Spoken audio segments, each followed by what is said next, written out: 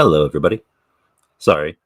Uh, the way I've got my stuff set up, the very beginning, sometimes there's a little bit of delay on my end. But anyway, welcome to day 697 of Russia's illegal invasion of Ukraine. This is, excuse me, this is Secular Sekai with Tridents Against Tyrants. And yeah, we've got a couple of things that we will talk about today. Thank you for joining us. I've adjusted my mic a little bit, so I hope it sounds good. If it sounds different than usual, or if it sounds good, just give me an indication in chat. And we've got a couple of things that we're going to be doing today. I've been working on a few things behind the scenes. Not everything is ready yet. There might be a few additional donation platforms to be able to use in the future. I've got it mostly set up, the technical side on my end. I just need to talk with Anton and others in Ukraine about linking everything up properly. So once there's an update on that, I'll let all of you know. If you're just now tuning in, please be sure to like, subscribe, and share this on Discord, on social media, Facebook, Instagram, wherever you are on social media. And also hit the little bell icon if you are subscribed, because it does make a difference whether or not you get notifications when we're going live to stream. All right, and with that, let me pull this up real fast. So this is our current progress right now, and we, as many of you might have already seen in the recent posts, we have sent the first 15 of 110 FPV drones, and in fact, hello Angel, KNKSGG, Mark Sangamon, Anna, the real Dave Seaman, Seaman. Let me say that correctly. And Armand, Andreas. Welcome, everybody. In fact, I've actually got a video related to that I will see about pulling up to share with you guys. And then for the anti-drone gun, we are still collecting, and we still have 66. Our goal right now is 66,455 hryvnia. So today, I'm hoping we can focus on that one and try to get that closed out. Let me go ahead and activate one other thing that we're going to have. You may see every couple of minutes my name in chat posting links and stuff. I've set up an auto post bot, and it's actually a pretty straightforward one, a pretty simple one. And it works with the software I'm currently using. It is one that is developed in Ukraine, so I actually really like that. And yeah, so you might see me posting a little bit more in chat than I usually do.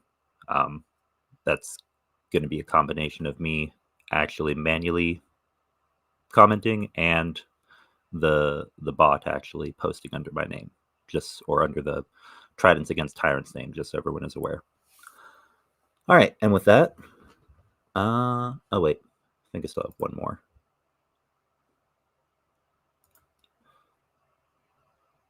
Yes. All right. Let's go ahead and move on to the first news.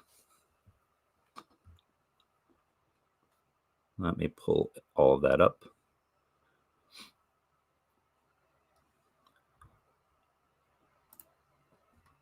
Let me also close some of the stuff that I'm not using, because it was a busy day and a busy night yesterday. So I still have a lot of stuff that I had been working on.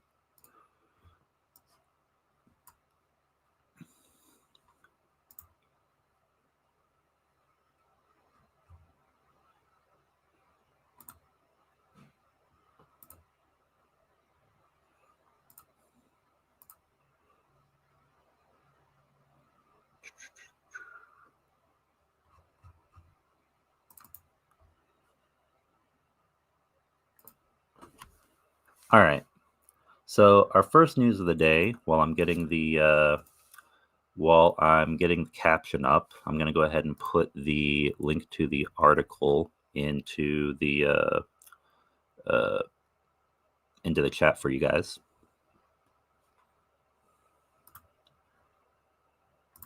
All right. Here's the article, and it's from Kiev Independent. And this one's actually a little bit older, but I want to go over multiple articles. So this is just the first one.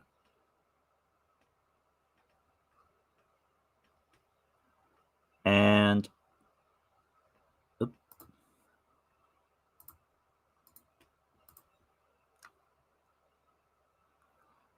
right. So power outage reported in St. Petersburg Airport. Actually, I'm not going to highlight this one. I'm just going to read it, and I'm going to highlight the next article because this one is actually several months old, but it just kind of helps to highlight, as many of you are aware, currently there is an issue going on in Russia where multiple cities, mostly in rural areas, have been basically just running into major issues with electricity generation. There have been power outages. There's been major issues with heating. And this is something that's been going on for a little while. But not usually in places like Moscow or St. Petersburg, which are kind of the seats of power of the Russian Federation. However, back in September, and I believe also there have been some small outages here recently, last month in December, but definitely back in September, it was impossible to ignore. On September 24th, power went out in Russia's Pulkovo airport in the St. Petersburg district of Shushari, east of the airport. According to various Telegram channels, local residents heard a loud sound resembling an explosion and saw a bright flash an hour before the outage. There was no water supply in the neighborhood. Pulkovo Airport, located 23 kilometers south of St. Petersburg city center, reported that the power supply was disrupted in the departure hall of domestic flights. Emergency lighting were switched on in the building. Russian authorities have not yet commented on the situation. Very short article, very unassuming, but when you combine it with the other trend that we've been seeing in Russia for a while now, since this was posted, it's actually, I would say, quite significant to be seeing reports like that in a place like St. Petersburg. And here's a link to the article I'm going to be highlighting on the screen right now. This is much more recent. This is news from last week, but again, highlighting St. Petersburg. And this is from Voice of America, their news outlet. All right.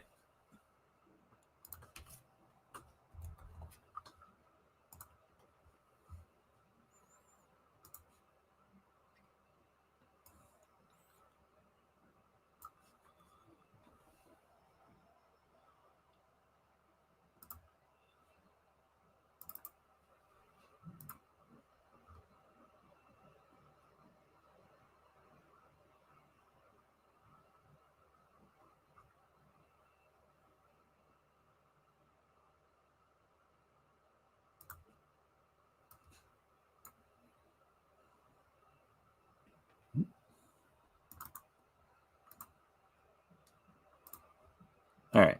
There we go. Huge fire engulfs warehouse in Russia outside of St. Petersburg. All right.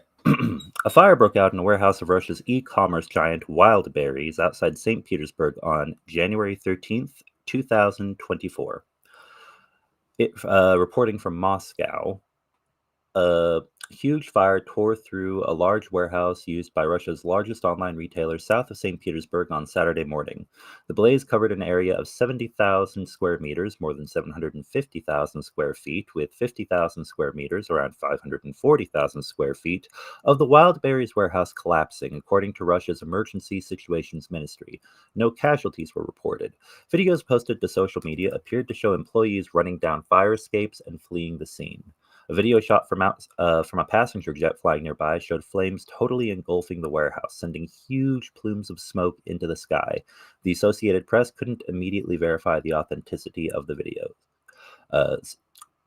videos. Russia's Emergency Situations Ministry said that firefighters had been able to prevent the fire from spreading across the entire area of the warehouse complex and to an electrical substation. It said that according to preliminary data, the cause of the fire was faulty electrical wiring. For anyone who is unfamiliar, wild berries is kind of a Russian knockoff, if you will, of Amazon.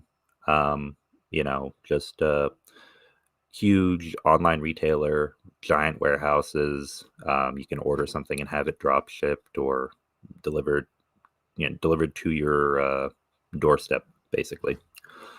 And so between more frequent issues with electricity, a giant warehouse fire, and there's a picture here, and I'm pretty sure it's fine to share the picture. Actually, better yet, let me get a video, because this is something that I really would like to show you guys in video, because when I first saw exactly how big this whole thing was, it was very it was, I think, the largest category of fire that they classify in Russia. So let me pull up a video for you guys.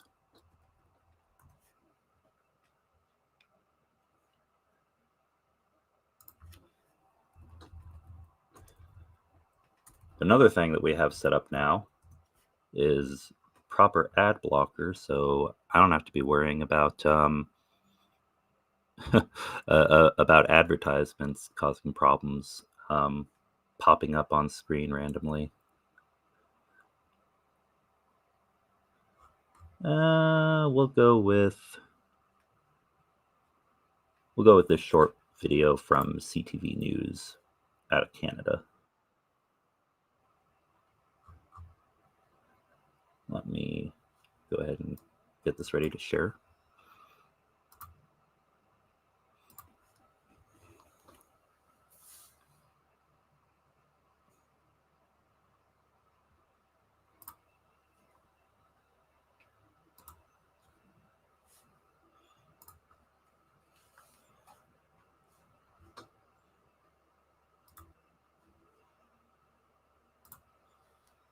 All right, here we go. And we'll go ahead and make it full screen. So I'm gonna have the chat disappear from the screen for 1 sec.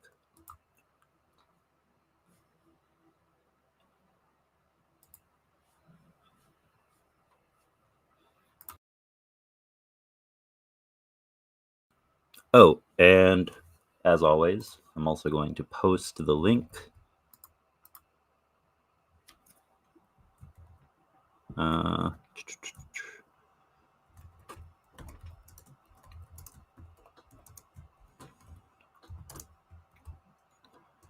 and that has been posted in chat.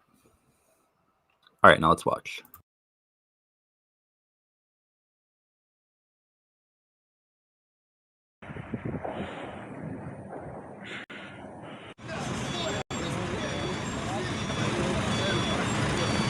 По них, выходящим из... Кого? Да.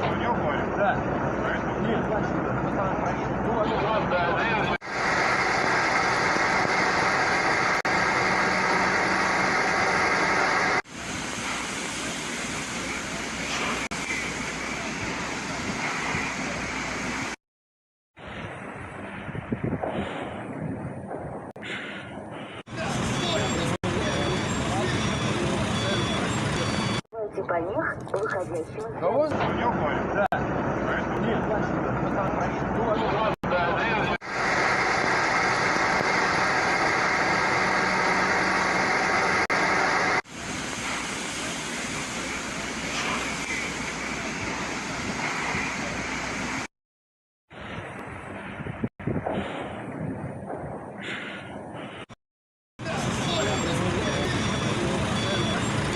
Ступайте по них, выходящим из...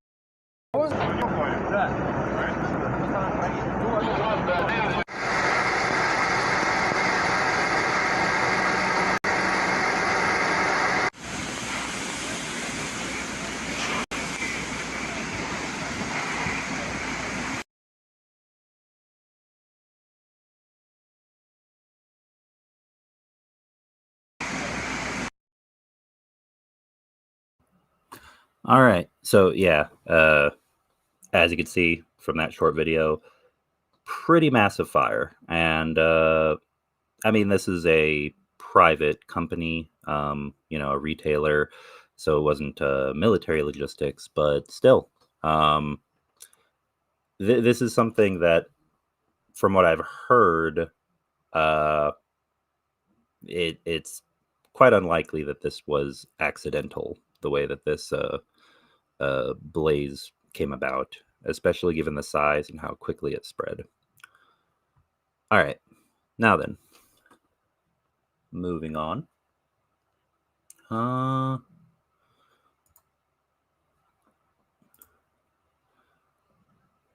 Let's see here.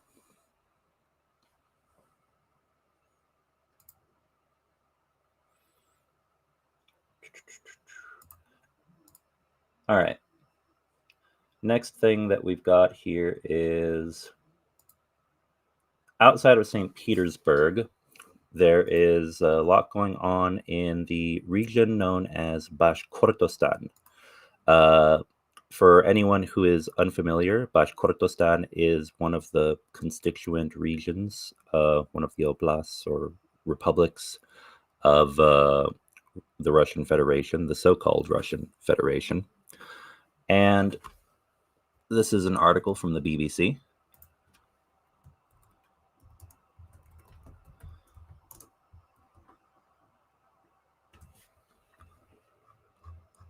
Now it's got a little more detail, so it's a little bit longer than the others we've looked at so far. All right, let's see here. Let me highlight this title for you, and then we'll go over this news.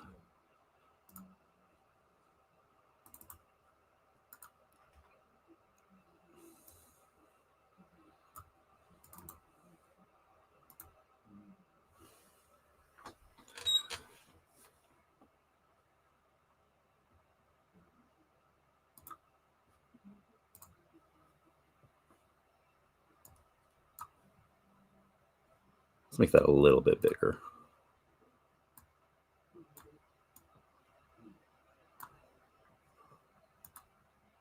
There we go. Bashkortostan protests against jail term reach regional capital Ufa. All right. So, crowds gathered in Ufa early on Friday, 2 days after a popular rights activist was jailed for 4 years. At least 10 people have been detained after hundreds of protesters gathered in the capital of Russia's Bashkortostan Republic in support of jailed rights activist Fail Alsenov. Video released by an independent news outlet, Sotavision, showed police moving demonstrators away in the city of Ufa. It was the third protest this week in support of Alsenov, but the first in the region's capital. He was sentenced to 4 years in a penal colony on Wednesday. He had denied accusations of inciting ethnic hatred towards migrant workers, arguing his words were poorly translated into Russian. So that's very important to note right there. So again, Bashkortostan, this is one of the many, many constituent republics of the so-called Russian Federation. This man who had been speaking out was not speaking in Russian. Apparently his words were translated, and then, I would assume purposefully misconstrued, as though he were trying to incite violence or riots or something along those lines. To the best of my knowledge, this person who is accused was not trying to incite anything in terms of, a serious conflict with authorities or the military or anything. This is just someone who was speaking out because he was not happy with the current state of affairs in Russia. in his republic of Bashkortostan in particular. And given everything that's been happening over the past 2 years, I'm sure none of us would be surprised by that. All right. A crowd of some 1,500 people had gathered in Ufa early on Friday, according to local reports, despite warnings from authorities that tough action would be taken against those protesting. The regional head of Bashkortostan, Radi Kabirov, had promised on Thursday to reveal the true colors of the protesters, alleging they were inciting extremism and were being inspired from abroad. Videos showed police lining Salavat Ulayev Square in the city center and herding protesters away. That's also very important to note. Anytime anything happens, I mean, even if it's just, very, very simple protesting, going out to have your words be heard by your government, anything, whether there are ties abroad or not, the Russian government sees any opposition as secret subversion from the West and enemies of Russia.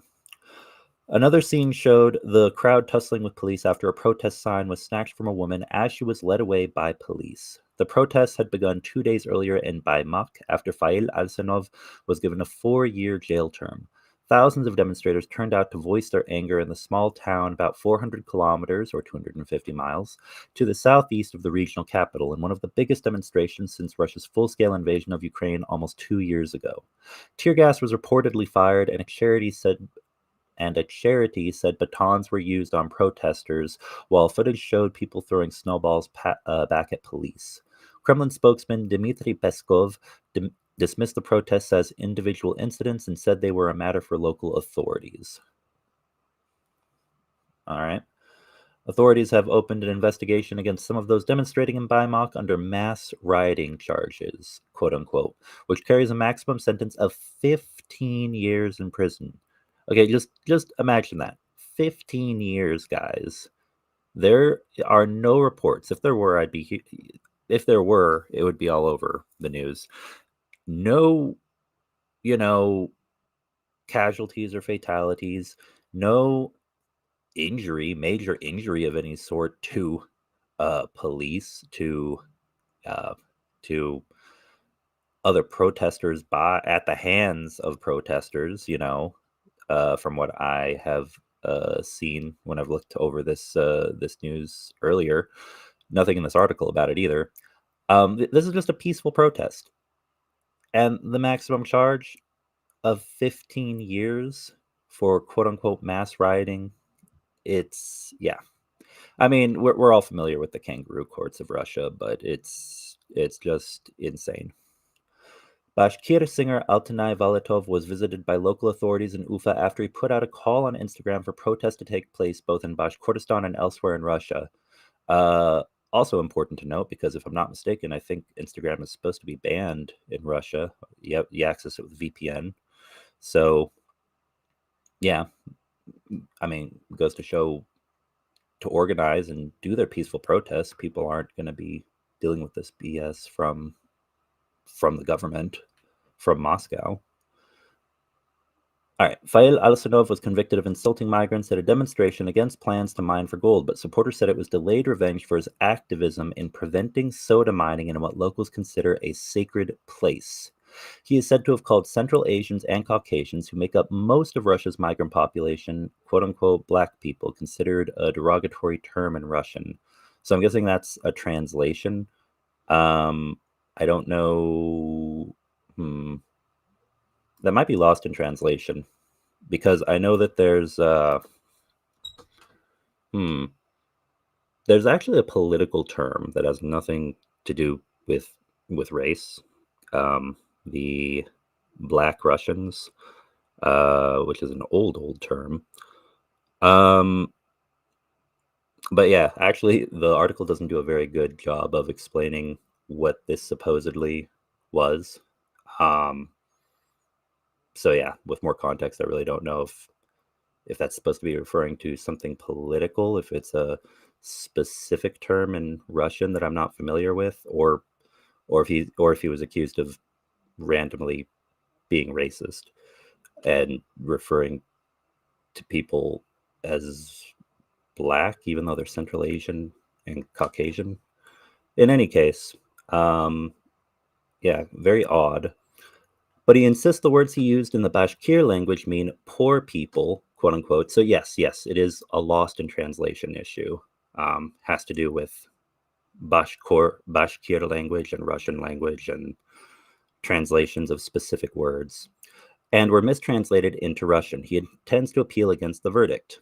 Alsanov has also in the past criticized military mobilization in the region as quote unquote genocide of the Bashkir people, a Turkic race closely related to the Tatars, which inhabits the southern Ural Mountains.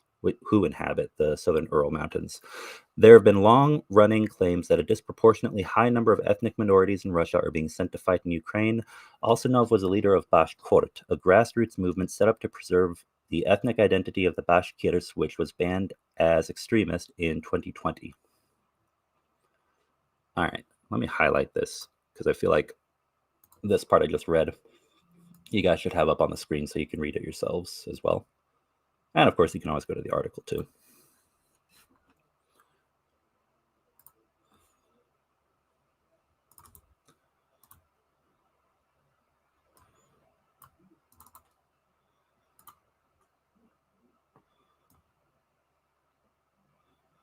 Oop, that one's a little bit bigger. Let's adjust the size.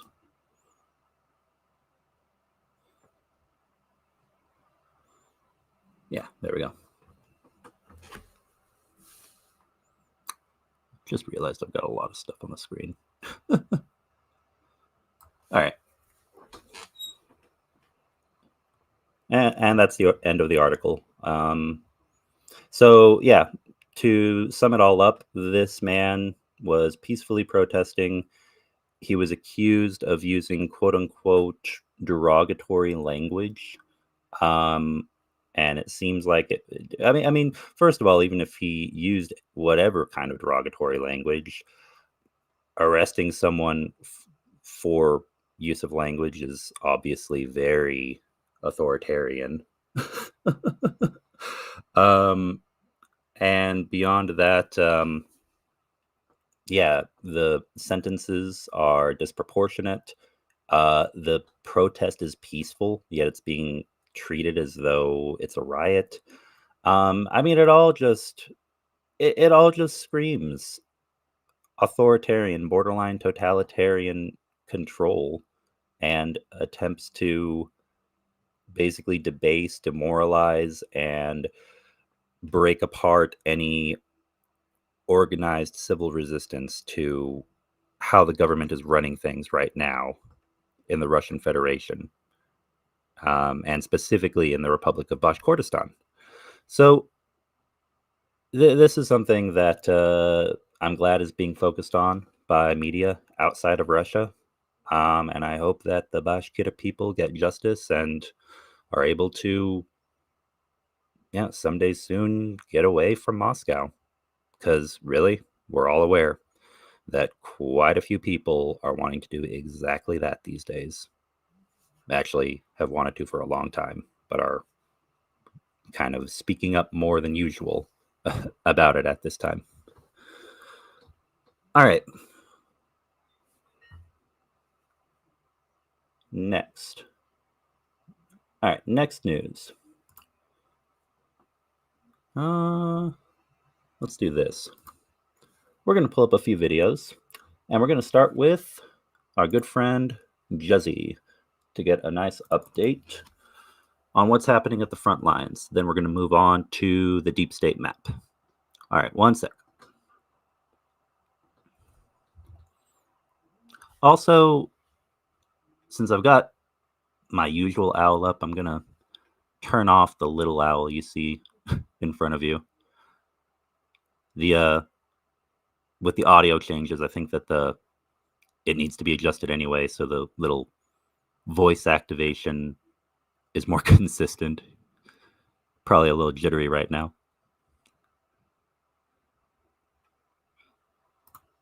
There we go.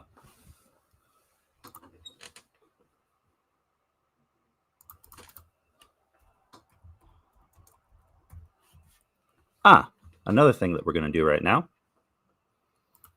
because I know some of you might put it here in the comment section, but I know several others like to click on the section for Q&A. I'm activating the Q&A right now.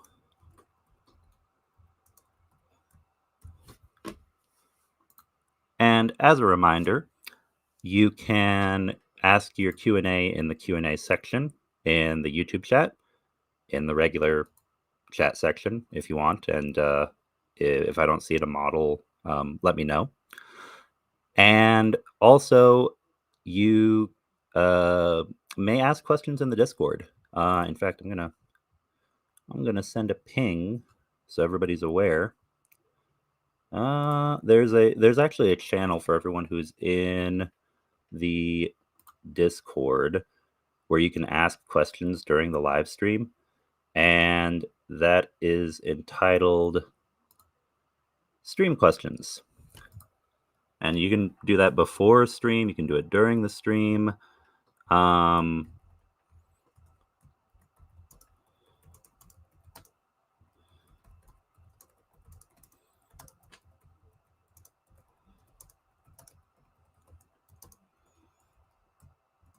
And I just sent that out now. So if you want to, you can also ask in the Discord. All right. So, oh. Hold on. That's not the one I'm looking for. Ukraine News TV, not UATV.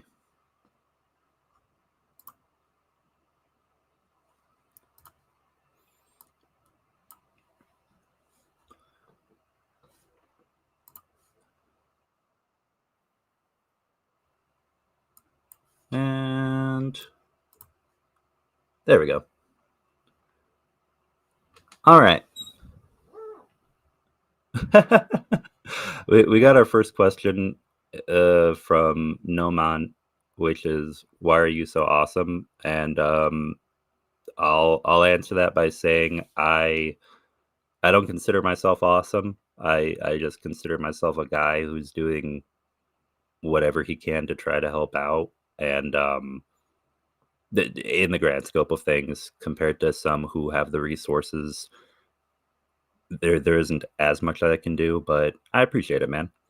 Let me just say this: everybody who's here on this stream, all of you are awesome, because you care about Ukraine, you care about the world, care about peace. So everyone who's here in the stream, thank you for being here. You guys are all awesome. All right, let's watch this.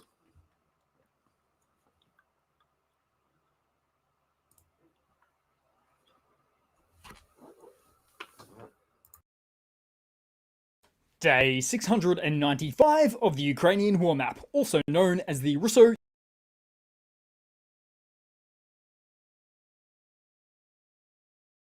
Ukrainian War. Juzzy here, and today is another update as I take a simplified and down-to-earth approach to some of the most important happenings on the ground in Ukraine. So starting off, we'll take a look at those Russian losses, as currently Russia sits on more than 374,000 military personnel losses, represent additional 920 in the past day. Then as for hardware losses, 20 tanks, 35 APVs, and 18 artillery. With once again dealing with dozens of pieces of heavy equipment losses in a single day. Then we'll head across to the map and we'll start out in the Russian oblast of Bryansk, as a large fire broke out at the oil depot in Litsky after being attacked by a Ukrainian drone. According to the information of the regional governor, several oil tanks are burning. Then, in a similar vein, a Ukrainian drone targeted an oil depot in St.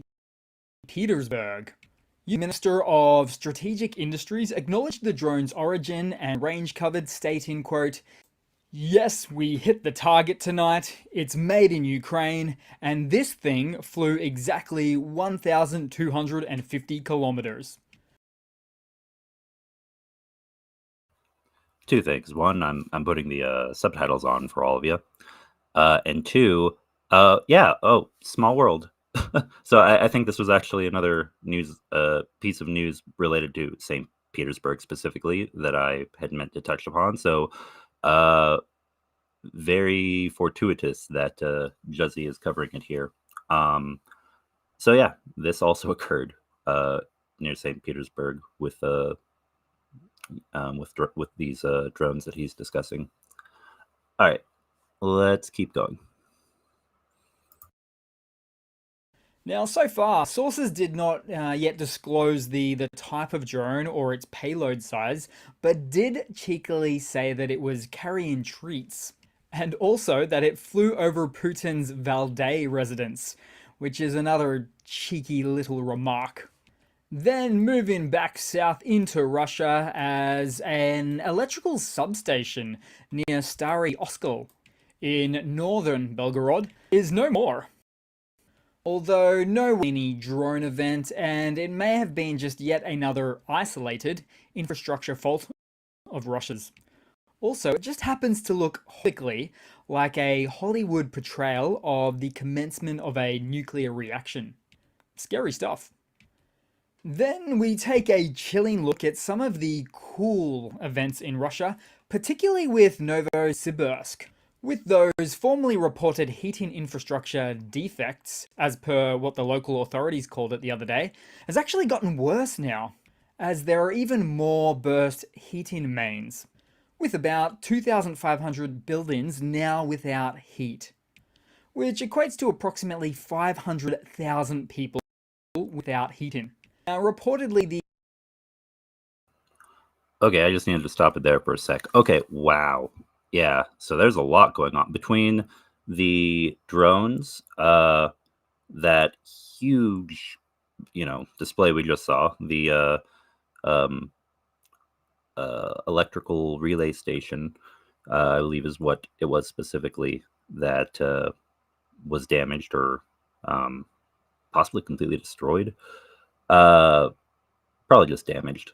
But between both of those events and then 500,000 people without heat, I mean, obviously the population of Russia as a whole is several million, but that is any regional government that's having to handle the discontent, the anger, and honestly, the major public health hazard that presents. Yeah, it's they're gonna keep having their hands full, and I don't feel sorry for them one single bit. The government of Russia and anyone who's been supporting the war against Ukraine, I mean. Um, it's yeah, you reap what you sow.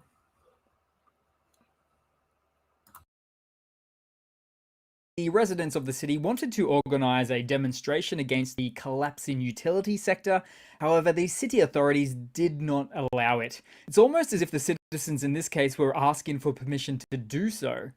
The vice mayor of the city also stated that the protests would only lead to the threatening of civil and human rights and threats to public safety. But half the city is without heating right now at the coldest time of year. So aren't we already long past a threat to public safety? Oh, but also spare a thought for the 20 to 30% of Russians that don't have indoor plumbing, instead living with that outhouse lifestyle. But of course, the other point to all of these poor infrastructure related events in Russia is really all about the government of Russia, with all its energy wealth, that could have easily provided better conditions to its population, which turns out the government has been not really prioritizing even basic necessities for its countrymen. Therefore, it becomes a question of just how long will the citizenry put up with these types of conditions. Then we'll head back across to the Ukrainian map today. Oh, quick pause. I actually just got a message from Anton about a donation over PayPal. And as per usual, for privacy, because I don't know if people want their their names to be read out loud or not. So I don't do it unless they send a message asking me to do so. I'll just say the first initial. Thank you to D, first initial, for $30. And this is... Oh, here we go. Actually, no. Yeah. 4 drones to the 110th Brigade. Thank you very much. All right. And let us continue.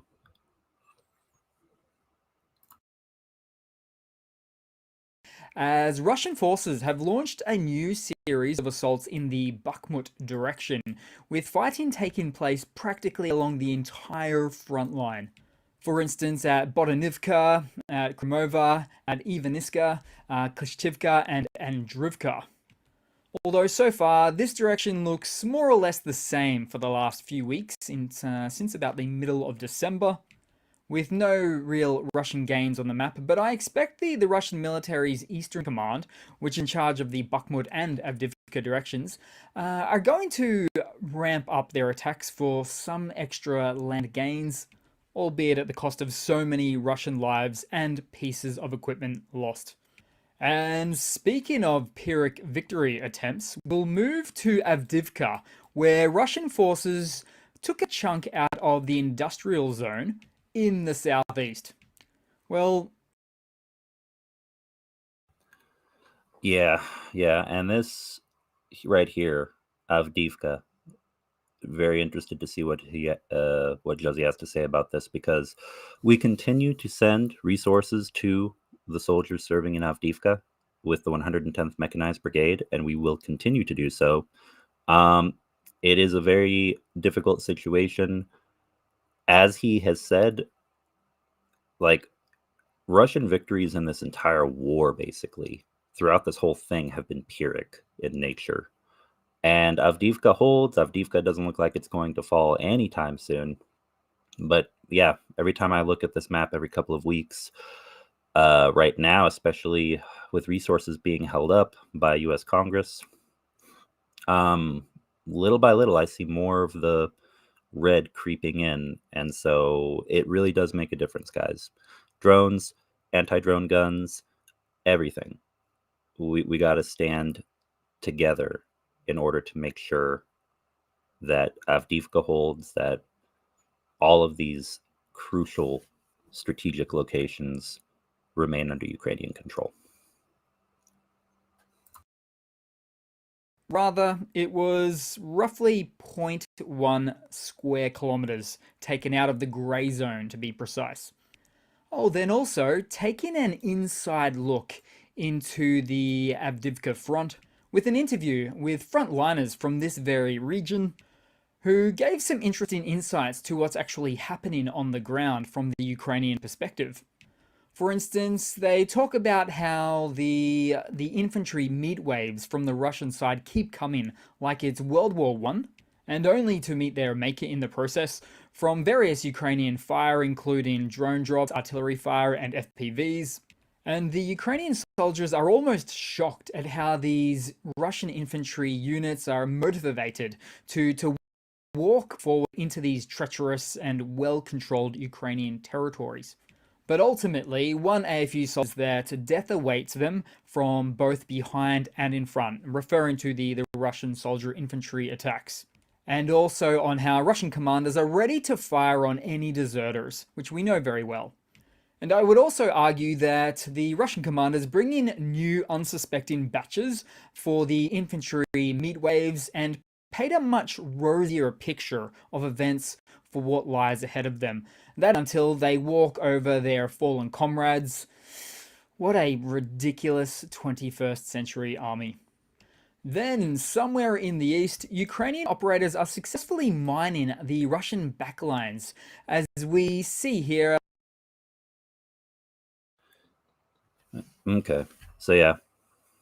And I do want to add on to that it is ridiculous. The meat wave tactics are brutal and really just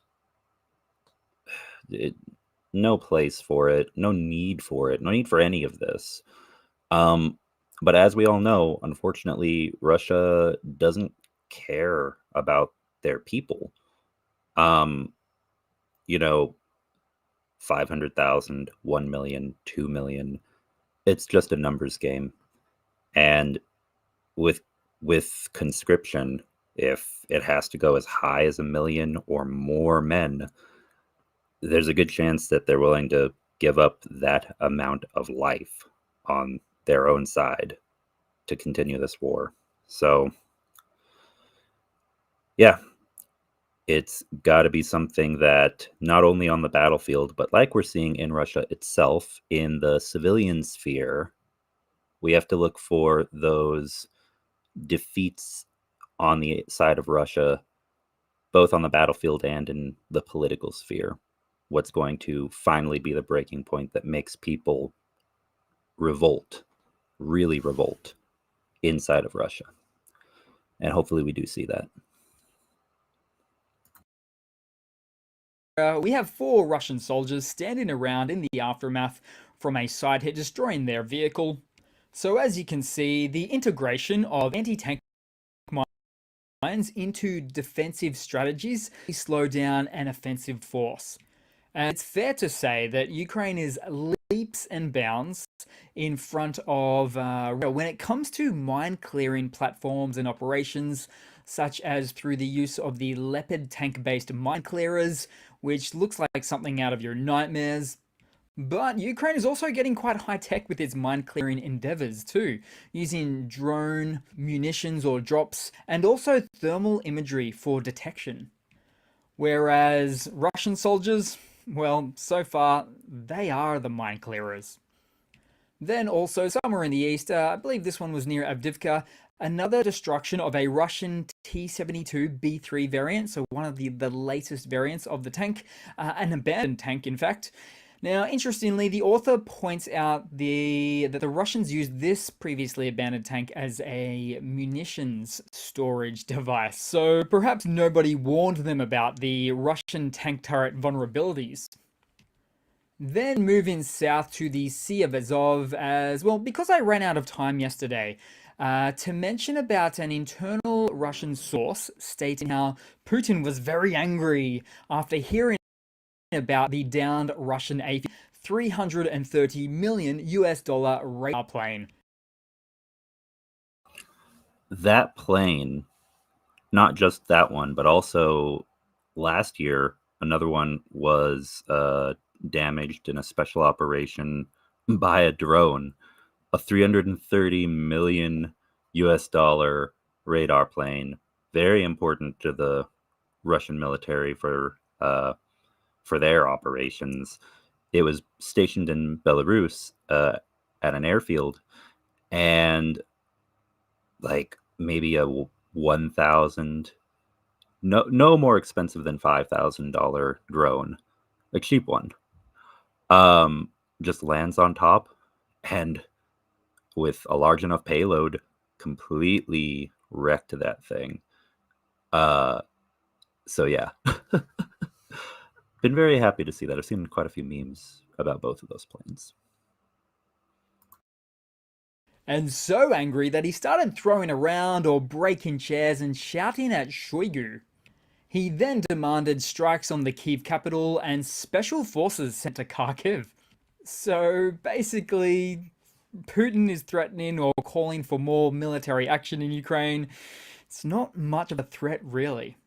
But even more problematically, I would say, if Putin is breaking chairs and yelling at his generals, it's just create a larger communication gap and divide between him and his Ministry of Defense, where he's only going to get further drip-fed just the good news, thus making for quite an inaccurate understanding of what's really happening on the ground, on the battle space. Downfall vibes, anyone? Then we'll briefly move across to the southwest with... All right, we'll just watch a little bit more, and then we're going to move to other news. But honestly, I really do like Jesse's videos. They're simple, they're straightforward. He's got a very good voice for narration. I excuse me. I follow a lot of different channels and news sources related to Ukraine in general, and of course the conflict. And yeah, there's just something about Juzzy's channel. It stands out among all the others, in my opinion, at least. A Russian Mr. S self-propelled howitzer destroyed by an AFU FPV drone on the south bank of the Dnipro River. Then also some instant karma, as a Russian that was firing at or into civilian locations in the Mykolaiv region was steadfastly destroyed after Ukrainian aerial reconnaissance in the Kherson sector picked it up and ordered an FPV drone to take it out.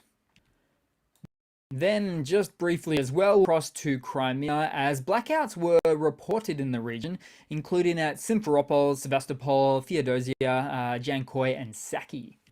Russian-installed officials of the occupied peninsula said that the outage was due to an emergency shutdown of a power plant, but later stated that the power had been restored. Then nearby, it was also noted that a floating crane was deployed for additional protection in Sevastopol by the Russian Navy.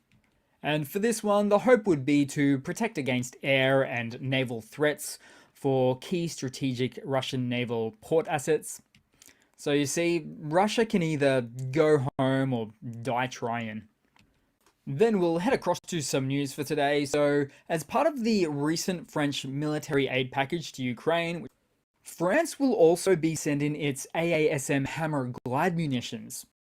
Now, these are air-launched, precision-guided strike weapons with a specified range of up to 50 kilometers, or about 30 miles, and most impressively, France has committed to Ukraine sending 50 AASM Hammers per month throughout 2024. Then moving across to some Russian hardware news. So the Russian MOD has stated that the first batch of its new 2S-35 Kalitsias, the SPGs, have finally been sent to Ukraine. Now this paper tiger, much like the Armata tank, has dealt with a slow and painful development and testing phase for years, which has likely been due to stripped funding, not only from Russian military budgets, but also from military contract or contractor corruption, because of all of that in misappropriation that we know and love Russia for. And so the biggest issues with the introduction of this half-tested and rushed to the front line piece of equipment is that apart from the cost and complexity and complete lack of training, it reportedly has very poor armor, and will be just as vulnerable to Ukrainian FPV drone attacks as anything else, like that of the Russian T-90M tanks. So I would expect that Russia or the Russian army to be drip-fed, at best, a few of these per month to the front lines. Yep, this right here, I've got it paused. $2 million RUSPG versus a $500 Ukrainian FPV drone.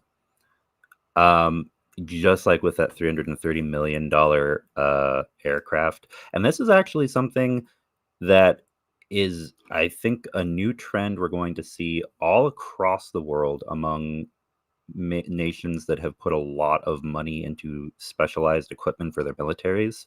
The age of drone warfare, whether it's super expensive like those planes, or I mean, this is $2 million, not rubles. So this is also expensive, $2 million tank.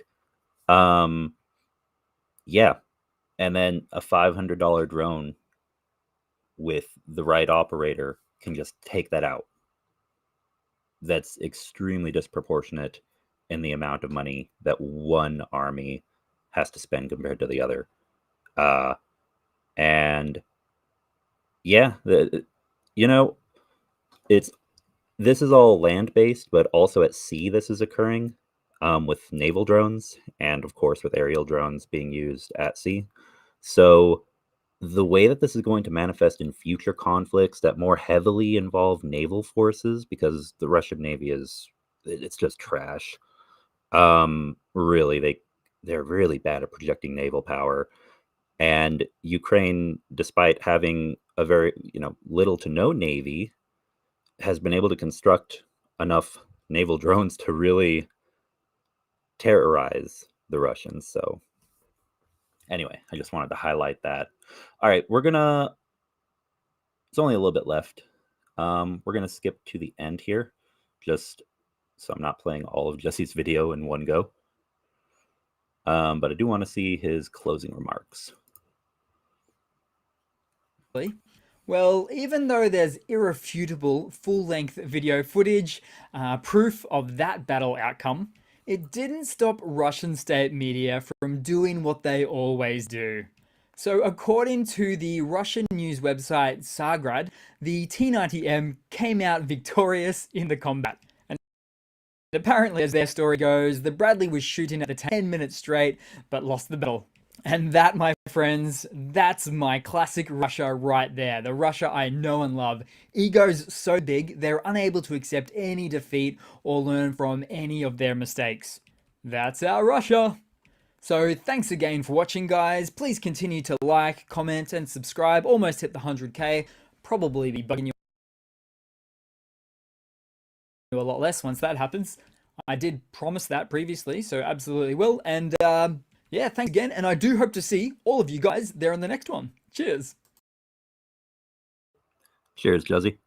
And also, should have done this at the very beginning, a link to UATV Juzzy's video. In case anyone wants to, I guess we already saw most of it, but if anyone wants to go back and watch it, please support the original creator. And I'll also be putting these links in the description for all these articles and for Juzzy's video, for all the videos that we watch. It's very important, and yeah, if you aren't subscribed already, go subscribe to his channel. All right, let's put the overlay back on so you guys can see your comments on screen.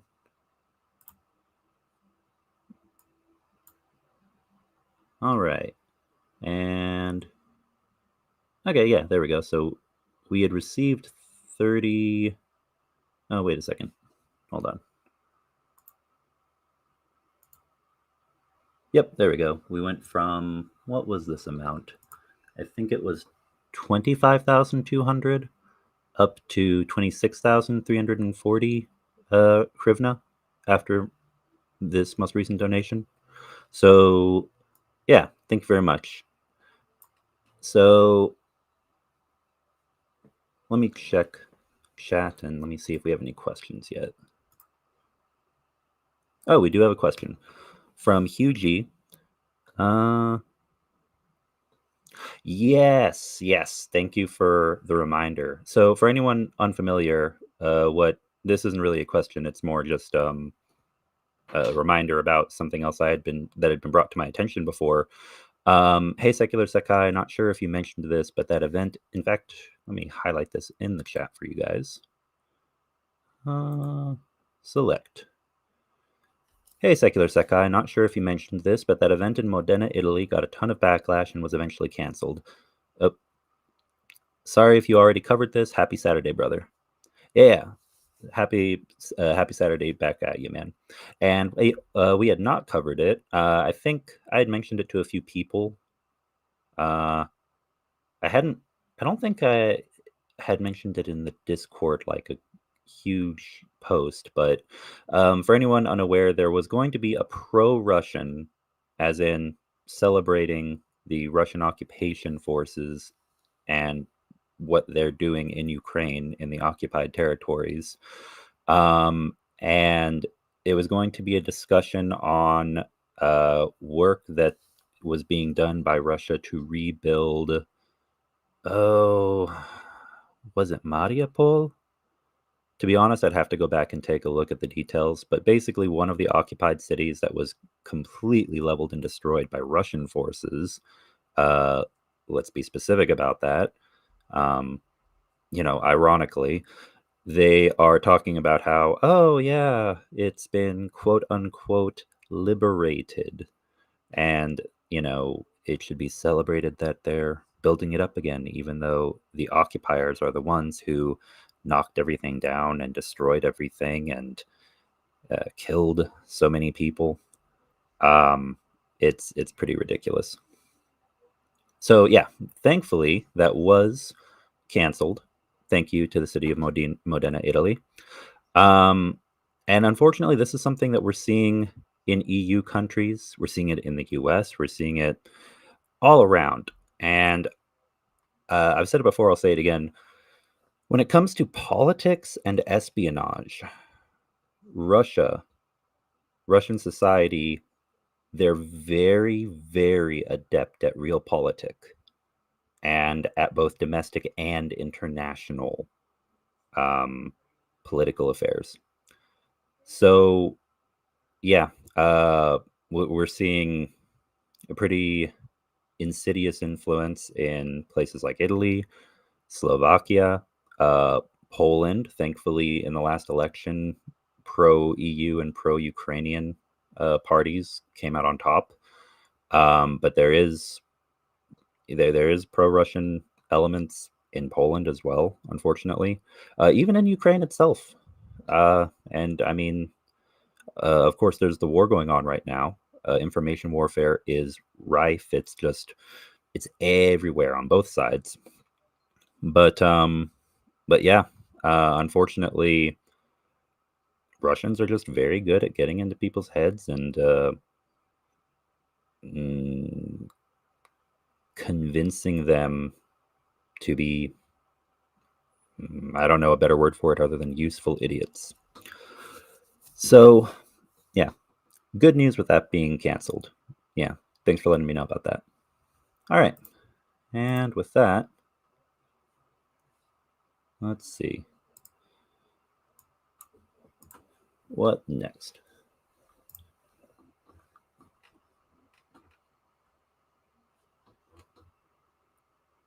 Oh, here's a question. Any more information from K&K's GG? Any more information on the widespread GPS outage that impacted mostly Poland? I actually am not certain. Let's take a look.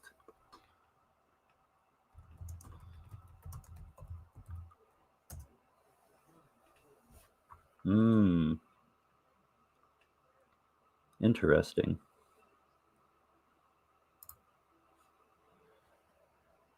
Let's see. This is from the Kiev Post. I usually prefer the Kiev Independent for more objective news.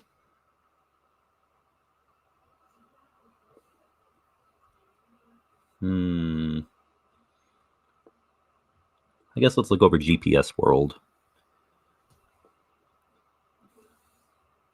Well, let me look this over real fast.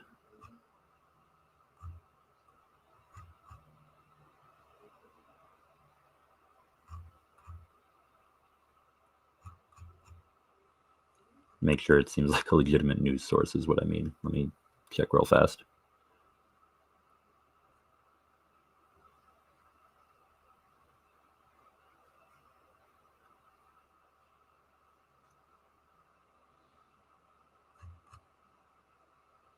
Okay, yeah.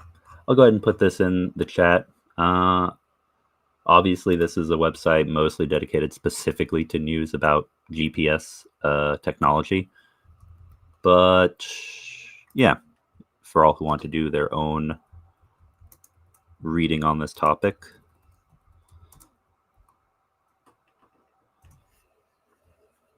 Let's take a look. GPS World. From Russia with love for Christmas, jamming Baltic GPS. Actions likely in response to US and NATO moves. Parts of Poland, Lithuania, southern Sweden, and other countries in the Baltic region this is from January 10th, by the way, had an unexpected Christmas present this year. GPS signals were disrupted and not available in many areas on the 25th and 26th of December. Poland seemed to be particularly impacted, with the northern two-thirds of the country affected and many users on the ground and in the air having to make do without reliable service. On New Year's Eve, parts of Finland experienced significant jamming as well. The most visible impacts of the holiday events were seen in aviation and low navigation integrity reports from ADS-B systems. These were displayed on the gpsjam.org website. Experts in the United States and Poland point to Russia as the source of the interference. They say that Russian anger over the activation of a U.S. anti-missile system in northern Poland in mid-December and Sweden's progress toward NATO membership with a recent positive vote in the Turkish parliament were likely motivations. Oh, also, here's a good idea. Let me close the question, and so it's easier for people to find this because it'll get buried in chat. I will temporarily pin this article, and I should probably do that from now on when I'm going over articles while I'm going over them. In any case,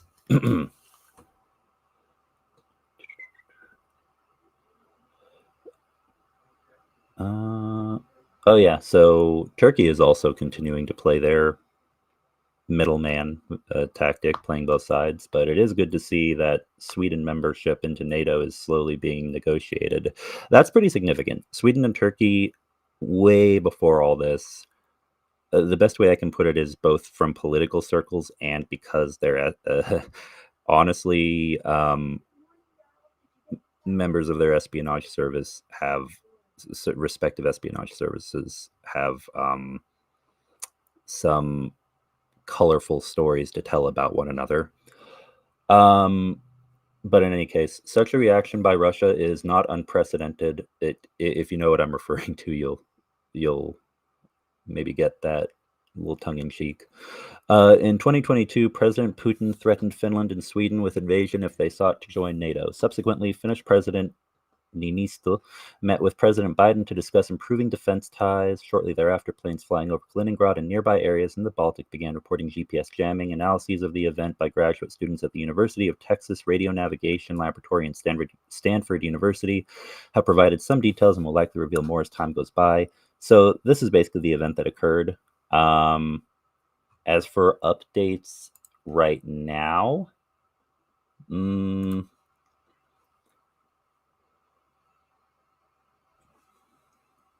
the Institute for the Study of War, a report from the Institute of the Study of War suggests that recent significant disruptions to GPS systems in Poland and the Baltic region were caused by Russian electronic warfare testing.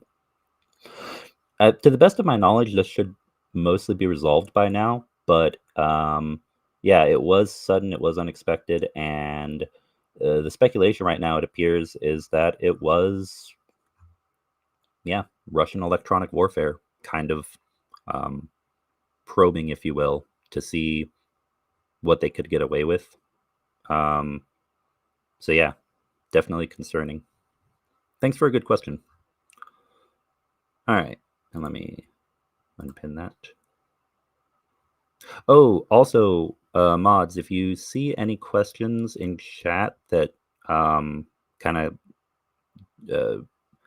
don't get addressed or get forgotten about, just let me know, and feel free to put them in the private channel that we have for mods for keeping track of live stream questions.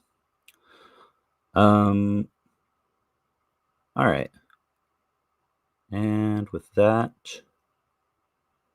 let me see if there are any more questions.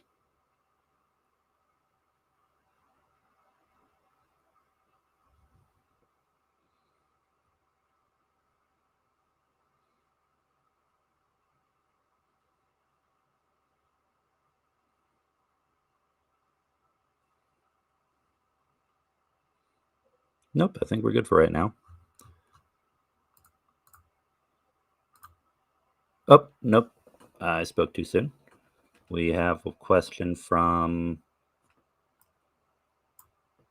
Mark Garcia. Mark Garcia.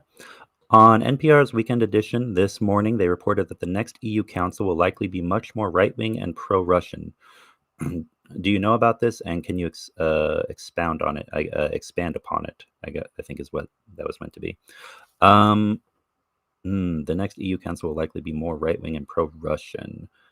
I hadn't, to be honest, I hadn't kept track of that specifically. I can tell you that as far as internal EU politics go, from multiple countries, there are more right-leaning, both conservative and hyper-conservative parties that are beginning to win power and influence in their respective nation states, and therefore have a few more representatives at the EU level. Let's take a look.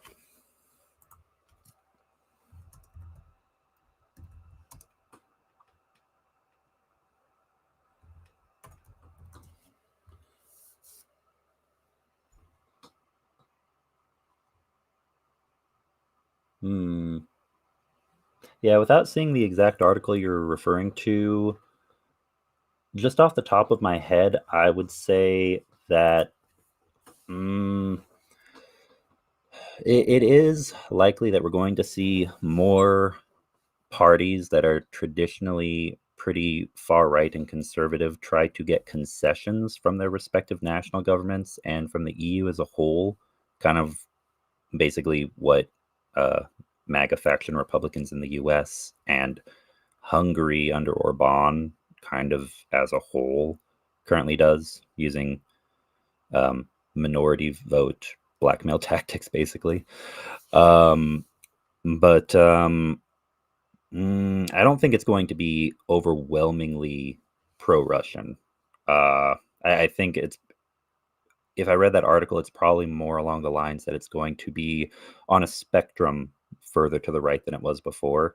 But if anything, it'll probably just be more centrist. Like if before it was more left leaning, now maybe it's probably more center left or right in the middle, because you have more right wing parties involved in the council. But yeah, I don't know for certain, but it doesn't surprise me at all if that's the case. I mean, I was looking the other day and saw that there are some members of EU Parliament from some countries. Yeah, I won't name drop any particular countries, but from some very concerning political parties that I would definitely call fascist or aspiring fascist organizations, if you will. But that also is a kind of a loaded phrase, because look at Italy.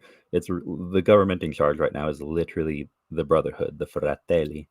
And the Fratelli, for anyone who's unaware, is historically the party of Benito Mussolini way back in the day. Although, of course, it's gone through reforms and changed a lot since then. But yeah, everything's relative. Anyway, do you think the power... Oh, another question that just came in from Crazy Cat 1. Thanks for a great question, Mark. Do you think the power and heating issues in Russia are due to the maintenance engineers being sent to Ukraine, or is it down to lack of spare parts due to sanctions? I think it's a combination of both. And also, I mean, well, obviously the power and heating issues are tied to the weather, of course, as well, because it is wintertime. It's colder than usual, and that's going to be a source of the problem in the first place. But then, yeah, maintenance engineers being sent to Ukraine, more of them than would normally, so there are less of them than would usually be available. Lack of spare parts due to sanctions, and also, I think just good old corruption. Russia, in the best of times of its economic history, has been known to have pretty bad corruption. When times are hard, it just ramps up. So if you've got only one maintenance engineer and he's got to service 20 buildings in his block, that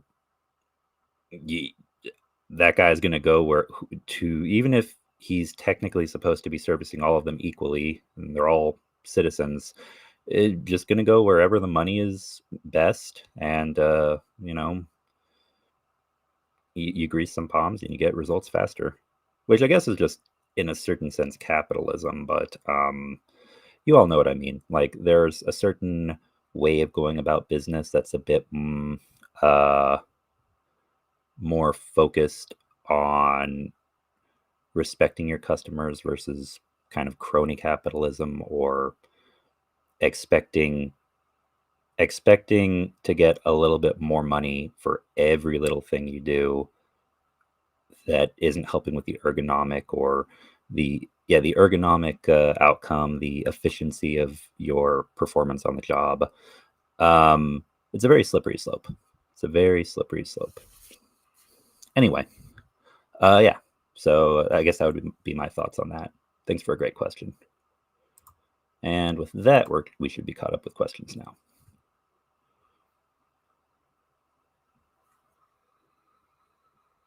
Ooh, and not a question, but here's a comment.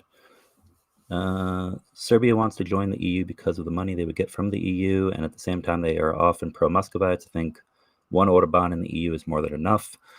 I agree. Yeah, Serbia, for anyone unaware, is like a mini Russia. They have their own agenda separate from Russia, but Serbia acts like a mini Russia. They're smaller, they don't have as large of a population or economy or military, but they still like to push their neighbors around and influence the politics and the subcultures, Serbian minorities in neighboring countries, like really influence them to come home or, to seek annexation back into Serbia, with Republika Srpska and Bosnia-Herzegovina, with the northern portion of Kosovo that has many ethnic Serbs. Yeah, they've got a lot of beef with Albania because of Kosovo. Agreed. It's Serbia in the EU is not a good idea. That I 100% agree with. All right, now, so we aren't just sitting here staring at this screen. Let's go on to something else. All right, let's take a look real fast at the deep state map.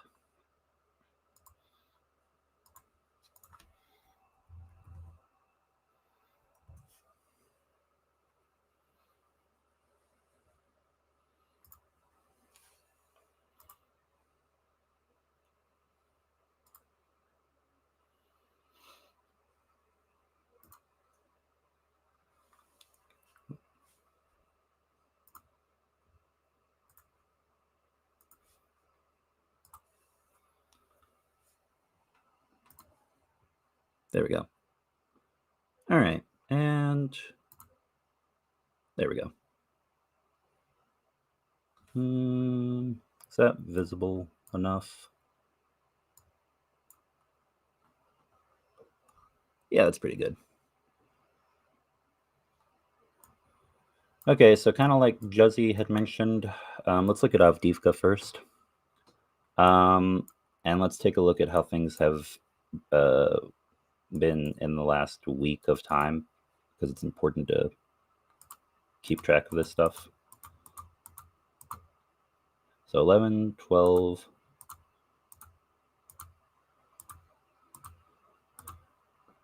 Yeah, there we go. So, yep, there it is. In the last 2 days from the southeast is where we see the most recent push. And yeah, pushing them back is extremely important. All of that gray zone you see there, it's not occupied, but look at that. That puts another road very close to being under fire control. And that small advancement right there may not be super huge, but it's not tiny either. First push on the 18th, then on the 19th further, and we see that this road right here, is there a name of this road? There's no name to this road, but this rural road on the outskirts of Avdiivka, this is not too far away from the city center now at this point. Or not center, but from the city itself. That jump right there puts that in the gray area under Russian fire control. And this is a smaller back road. There's still other alternatives. There's this other road, this more main road that leads this way, down toward the rest of the occupied territory that the Russians hold. But that's part of the issue. If you bring this under fire control, and you make it so that Ukrainians have a harder time. Like all of this, it looks like is just open fields, maybe wheat. These are back roads over here, and if you aren't able, if Russians are able to gain control of this and advanced forces further up this road closer to Avdiivka, yeah, definitely not good. The city does still hold. We will continue to send supplies, and I'm going to send some right now. So if anyone wants to join me, let me go ahead and put those in chat. Actually, mods have been putting that in chat. Thank you very much for helping out with that, guys. I only was able to put a few messages into the auto post because I was doing a lot of other stuff yesterday and today. So always appreciate you guys being here to help out. So let me pin this, because the one that I want us to be most focused on for right now is, both are super important. It would be great if we could get closer to closing out the anti-drone gun campaign. So let me grab that.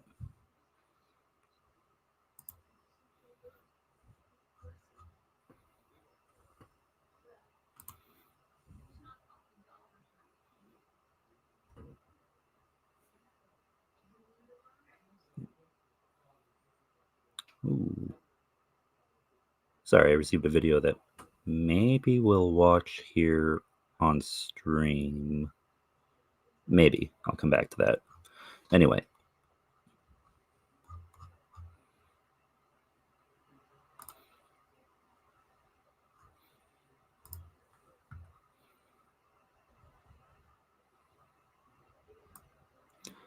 All right. The best way is going to be over PayPal, so I'm putting that into... Oh, yeah, so we've got the monobanks, but... thank you, Tone. You beat me to it just now. Oh, and hey, King Raccoon. I heard some very good things about you recently, and I don't think I've actually seen you. You probably have been here like every time, and so I'm going to feel bad right now, but I haven't had a chance to directly speak with you anytime recently, but thank you for being here, and thank you for supporting Ukraine. Because someone was telling me King Raccoon got in touch with somebody, like a week ago, and I'm like, okay, awesome, wait. I talked to a lot of people. When's the last time I spoke to King Raccoon? In any case, thanks for being here, man. and thanks for standing with Ukraine. So, pin. All right. Oh, and also, I am so foolish. There's also a ticker right there. PayPal donations to help the 110th. Search for Tony T. Kachenko 27 at gmail.com on PayPal. And as I mentioned before, I'm still sorting everything out, but we may have additional donation platforms and options soon. Right now, the options are PayPal and Monobank, both of which are great platforms. PayPal tends to be the most accessible, only because Monobank is great, but sometimes it's difficult for people outside of Ukraine to donate to it. It can be pretty hit or miss, just because of financial institutions being difficult when you try to work with Ukrainian accounts and banks and such sometimes. But yeah, so let me pull this up. I'm going to do 50 to our campaign for the anti-drone gun. So 1 sec while I donate that.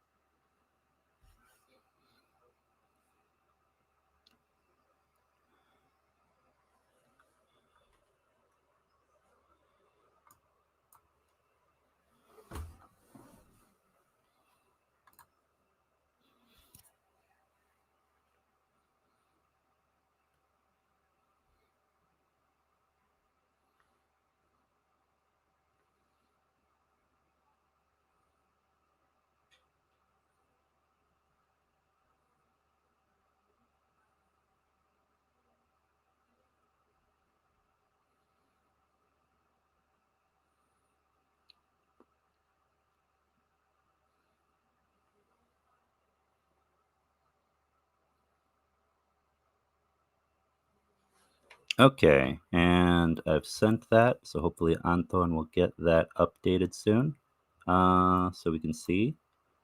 Oh, and even before, wait, I'm pretty sure I literally just did that, so this should be before I even made my donation, but it looks like someone else already donated to the anti-drone gun as well.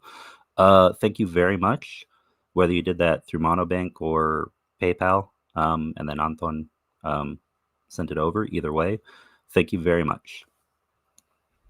And how much of a jump was it? Hold up. I gotta go back and see. It looks like we went from 2,852 to 6,600. So, okay. So like 3,170 or 148. Okay. Okay, cool. Let me 3,148. Actually, I'm going to do something cool real fast. Watch the screen because I'm going to. Oh, well, there won't be audio, but yeah. Hold on a sec. Hold on a sec. I can do a preview and manually trigger this to show you something I've been working on. Event.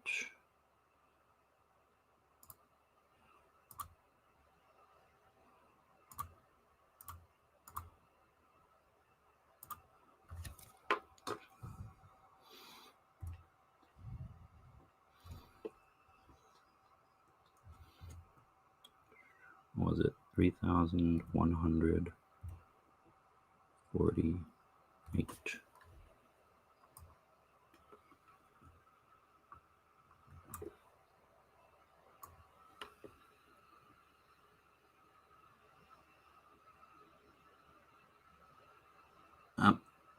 No, that's just for 6,000. Then there's 600 more on top of that.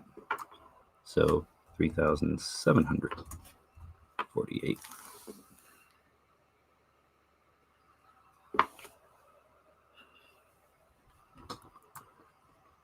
And wait, who's it gonna?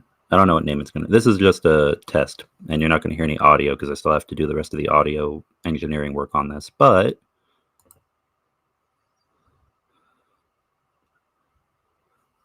that wasn't the actual name of the person, but that was the difference. So whoever donated 3,748 hryvnia, not dollars, to the anti-drone gun, thank you very much.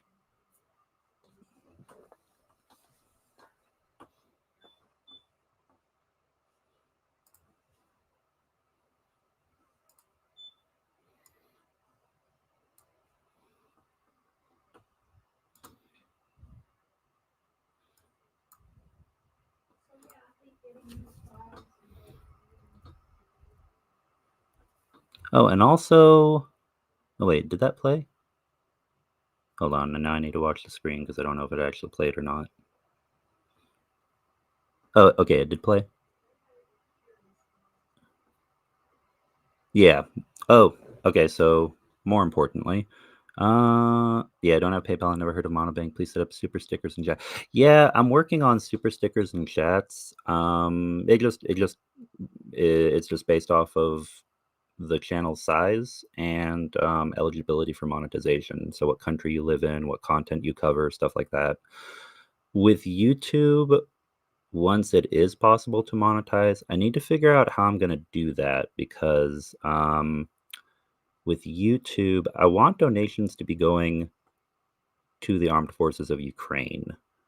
So, like, if it goes to a non-Ukrainian bank account, first of all, YouTube takes their cut, and then you're gonna have to transfer to a Ukrainian bank account because Monobank, for me at least, it has trouble with letting me put stuff in there sometimes, personally. But Ukrainian accounts works perfectly every time. So then there's international transfer fees. So once the YouTube channel can have super chats and stuff like that, we're gonna set it up, but I need to figure out how I'm gonna go about doing that so it'll get where it needs to go most effectively. And if I'm gonna have any, like, the majority of payment platforms are always going to be, focused on getting things directly to soldiers on the front lines. I've been mulling over if I want to set up one particular platform, like just one, where if you want to get a membership or something here, it helps financially support the channel, so it can grow and expand. And then every single other donation over PayPal and Monobank and everything else goes to, those donations are for specifically, explicitly let everyone know every other donation is for soldiers. This membership model over on such and such is for supporting the channel. Yeah, I've been trying to figure all of that stuff out. But yeah, it's all in the works. And once I've got updates, I will let you guys know.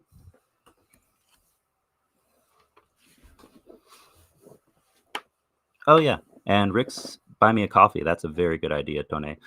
King Raccoon, if you can't donate over here, I mean, Rick's got plenty of campaigns going on. You can always donate on Rick's Buy Me a Coffee, and that's a great place to do that. Because he's helping soldiers who really need it as well. All right, moving on. Oh, and there we go. Now we're up to 8,500 hryvnia.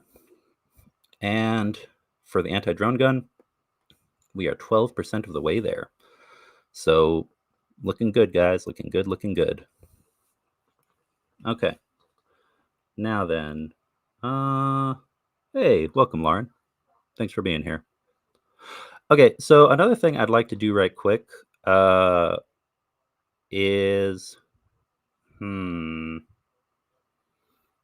okay, I'd like to focus on this. Oh yeah, thanks for putting Rick's Buy Me a Coffee link in there, Tony.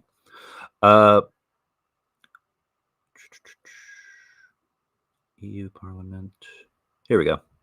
So I'm pinning a message, and this is for something we're going to have coming up here in, actually, pretty soon, in 30 minutes or so, we're going to be ending the stream once we get to the 2-hour mark, specifically because there's going to be a follow-up event after this. And if you wish to take part in that, it's going to be over Discord, specifically in Rick the Ukrainian's Discord channel, because that's where we've been meeting. There was so anyone who might have gotten confused or about the time for that, I don't know why, because I corrected it more than once, but Discord kept changing the time from Saturday to Friday because I set up an event series for Fridays. But we are meeting today after this stream to discuss U.S. Congress and EU Parliament call and letter campaigns to let representatives know that we support Ukraine and we expect our representatives to do the same. So, yeah, if you want to join us, you can do that over Discord. Let me get that link for all of you.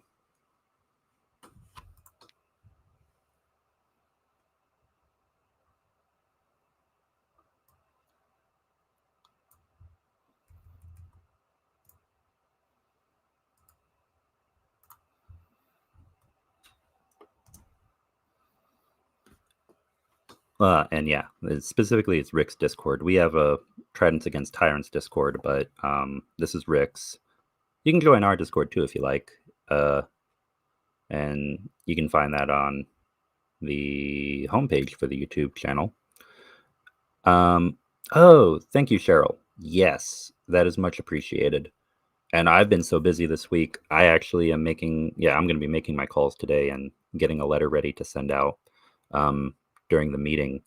But thank you very much. I think I got an email notification about that. Oh, you don't have Discord? Oh, okay. Well, that's another thing, especially after this bug. I may have two types of meetings because most people who have been interested and involved use Discord a lot, but there's lots of people who don't use Discord. So I might try to set up something to accommodate where it's like Zoom for where people don't even have to make an account like they would need to for Discord. They just either download an app where it automatically it works from your browser if you have the link, if you get the invite. Of course, even with stuff like that, I know some people just have trouble with technology in general. So it's never possible to make everybody happy. But yeah, those will probably be the two things, something like Zoom and Discord for these meetings. All right. Now then. Oh, and the U.S. Congress campaign and EU Parliament links you're seeing right now in chat, if you click those, I will get an invite. There'll be an option to request access, and then I can give you access so you can basically, yeah, go on there and say who you wrote a letter to, who you called, if you left voicemails, and we can all just kind of keep each other motivated and accountable. Really, the whole point of the spreadsheet is log on, see if any, because we all get busy, but see how many calls have been made or messages sent out, post what you've done, and all of us just stay on top of it and keep one another involved and accountable.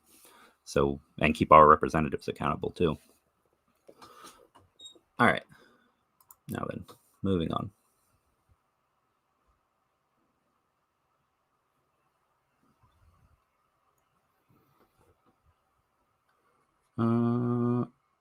Next thing. So let's go back to the deep state map, because just made a donation and we kind of looked over Avdiivka a little bit.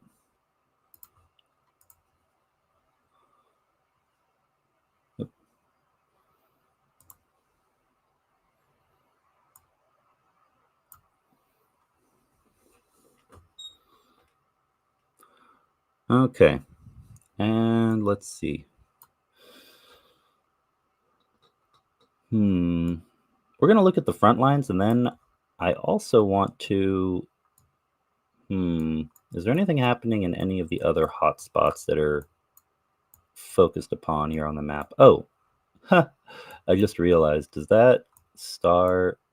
I can't really see it very well, but I think that star has the hammer, and that red star has a hammer and sickle on it over Moscow, which, if it does, is a little cheeky, just because, you know, Russia's, it's not the Soviet Union, it's not even communist anymore. But here's what I like to see: Kiev and the Tributes, the trident hanging over it. And the south. So let's take a look over here in this direction, and I think I can predict how it is right now.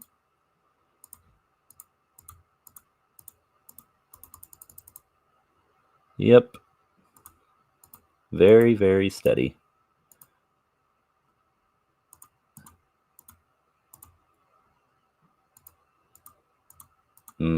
With a small gain for Russia right there in the east. This kind of highlights another article that I wanted to talk about a little bit. Over here in the Bashkortostan area. Very stable, no major changes.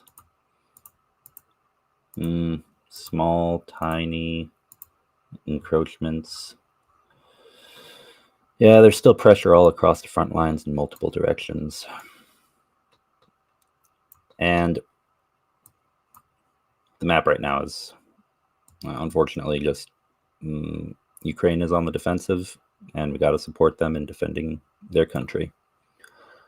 All right, so let's go over to, here it is.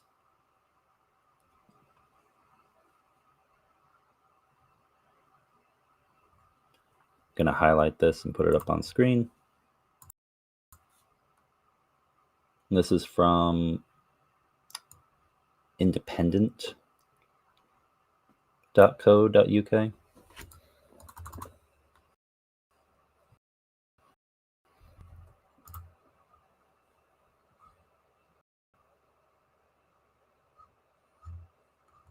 Oh, actually, hold on.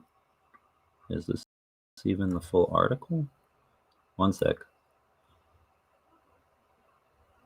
The layout for this is a little off. Oh, yeah, it's just a very short article. Okay, well, in that case, it'll be quick and easy to cover.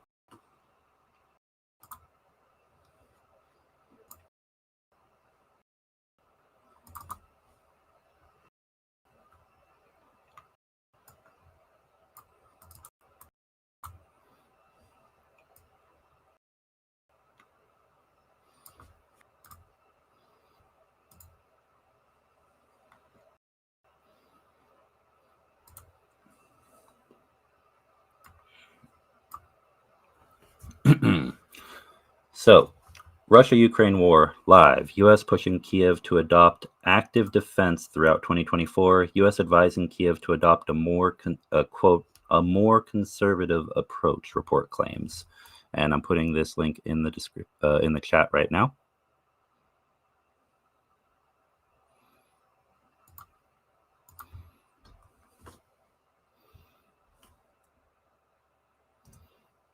And I'll pin it for the moment.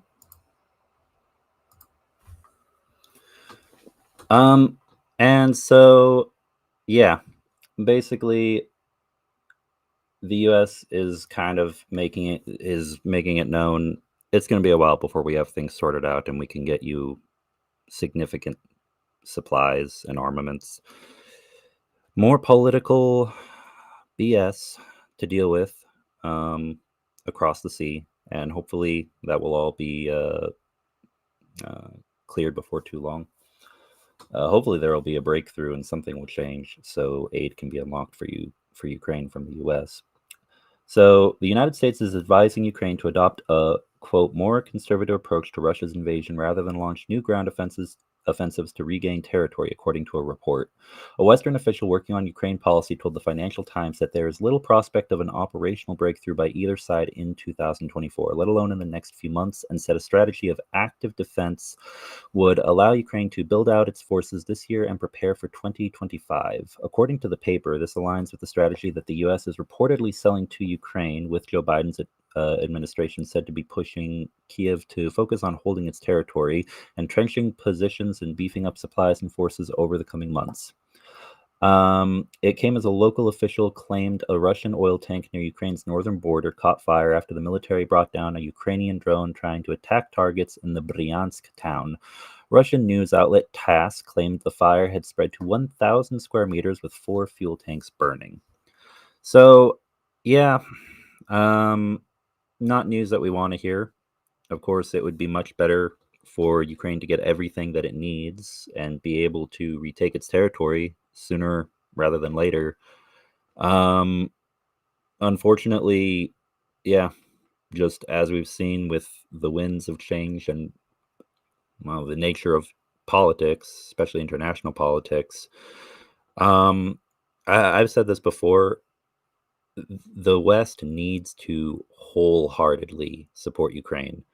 But in addition to that, Ukraine really, and they have been ramping it up, they really, really need to ramp up their domestic capabilities for producing what they need when they need it, and to have on hand things that they can trade to others so they can, whether it's through currency or it's through barter, through straight trade, either way, get what they need when they need it to fight off the Russians. And we are beginning to see that. It is ramping up. The entire West is ramping up slowly. Not as quickly as I'd like, but slowly ramping up to counter Russia. And we need to support that. If anything, if there's going to be negotiations and it ends up being less aid than anticipated in the future, well, anytime soon, like a small package before a large one can be sent, I really hope we see a lot more air defense systems. I hope we see a lot more equipment that'll help to counter these offensives by the Russians so they aren't ruining more lives and forcibly occupying more territory, and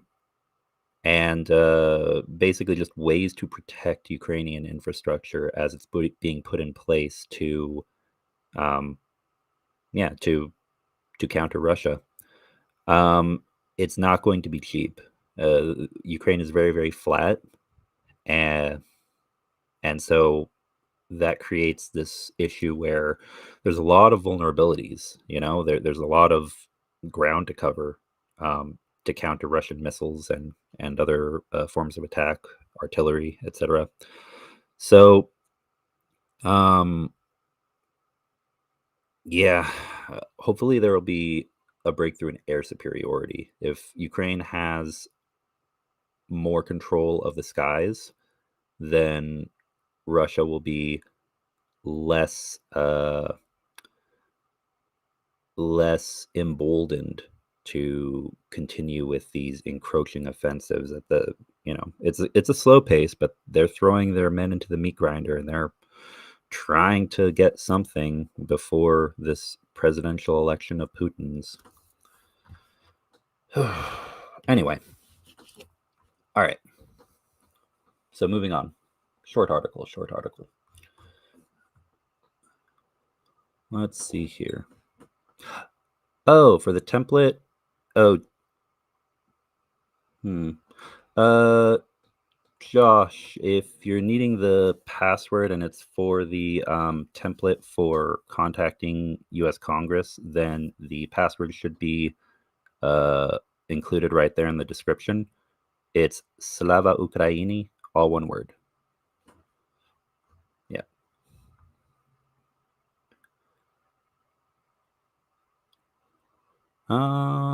Okay.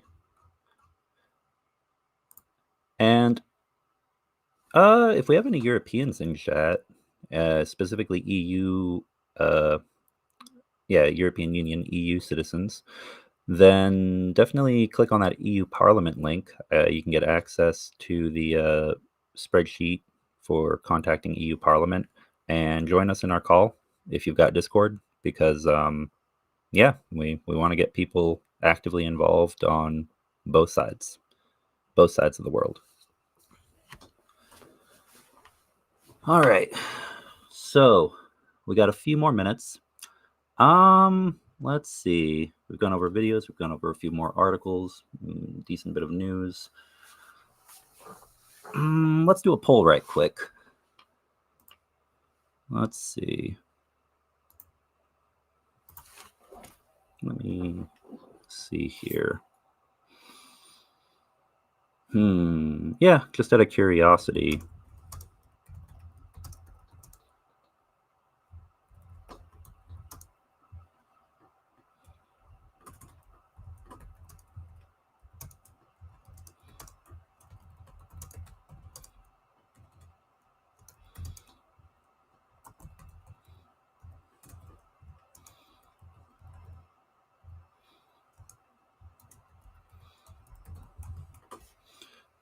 Yeah, we'll keep it simple. Do you believe that additional major U.S. aid to Ukraine will be, quote, unlocked before November?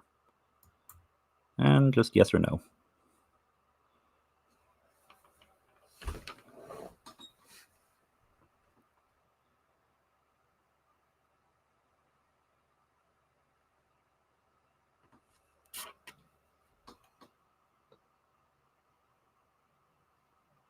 Oh, and voting is underway.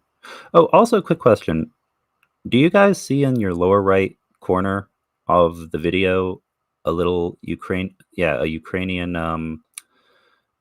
trident symbol? I put that on recently, but I don't know if it kind of is in the way. It should have an option that you can if you click it, it asks you to subscribe, but I think there's also an option to remove it, if you don't want it in your field of vision.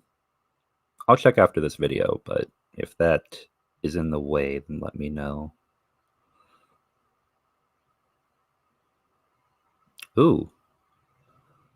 Wednesday, Andrias Tapinas will start a new big fundraiser in Lithuania for Ukraine.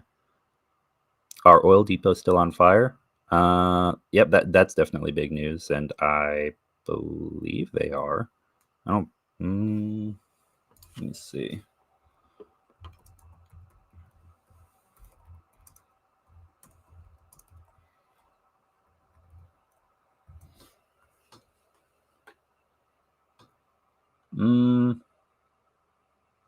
I mean, there's definitely still recovery efforts afterward, but I doubt it's actively still on fire.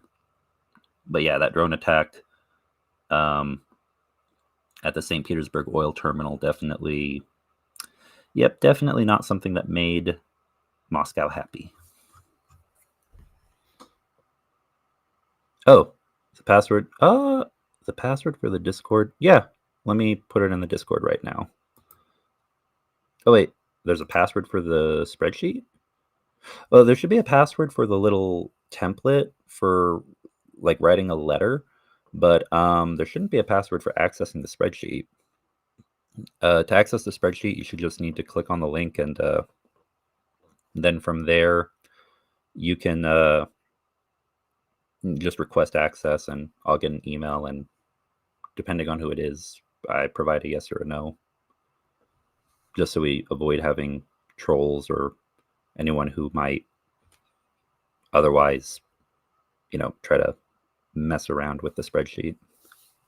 Try to minimize that.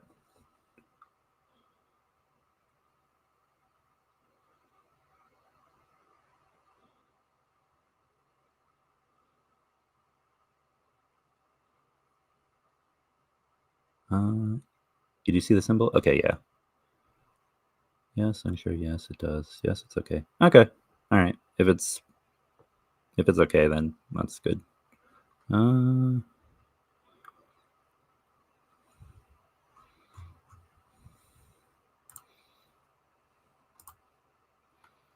Let me see. I got a message about the Discord.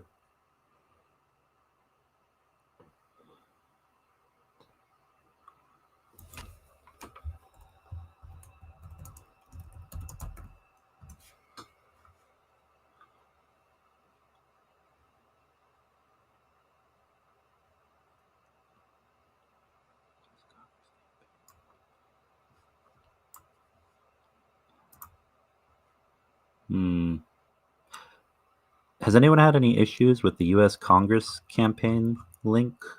To the best of my knowledge, it should be working just fine, but let me take a look.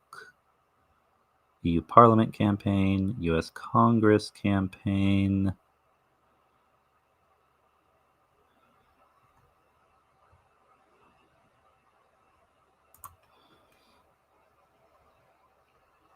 Seems to be working on my end.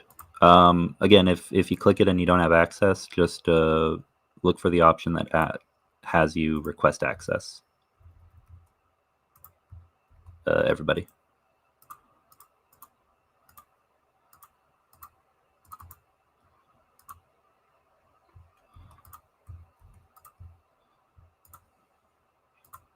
In fact, actually, here's a good idea.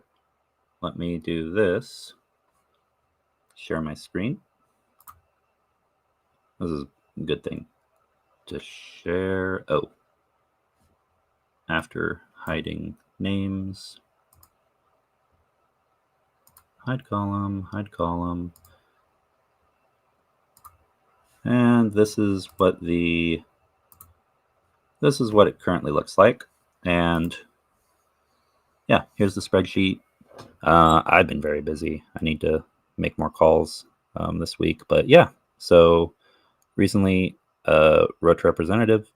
Someone messaged Mike Johnson. Thank you very much for doing that.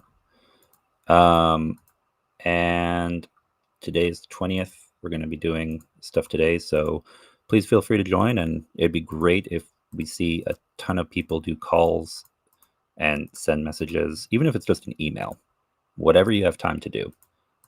More people on this column for today would be fantastic to see.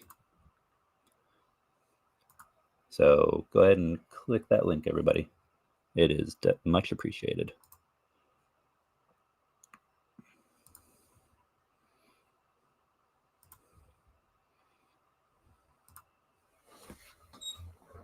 What's the result of this poll? Oh, good. All right. Good. Well, I like to see optimism. And yeah, I also believe that there will be another major U.S. aid package to Ukraine unlocked before November. I don't know exactly when. For all I know, it could be like October. But I do think there will be more that gets sent before November. And hopefully much sooner than that.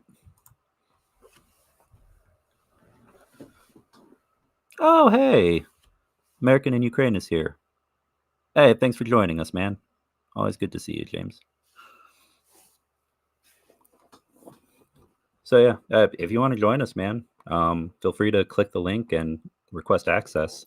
We're gonna have the call over Discord. I know you're not on Discord all that often, but if you got time and you want to join us, feel free. Oh yeah, and don't worry about the emojis. They're just there for convenience if someone wants to use them. You can literally just type out what you did for that day and like describe it. Like as long as we're keeping track of it, that's what matters the most. Oh yeah. Yeah, we'll talk about Discord setup soon, man. Thanks for popping in. Okay, and we're at 150. We're almost at 2 hours now. So yeah, I gotta go here in a few minutes. So let's let's see here. I'll close out this poll because I think we've got all our votes for now.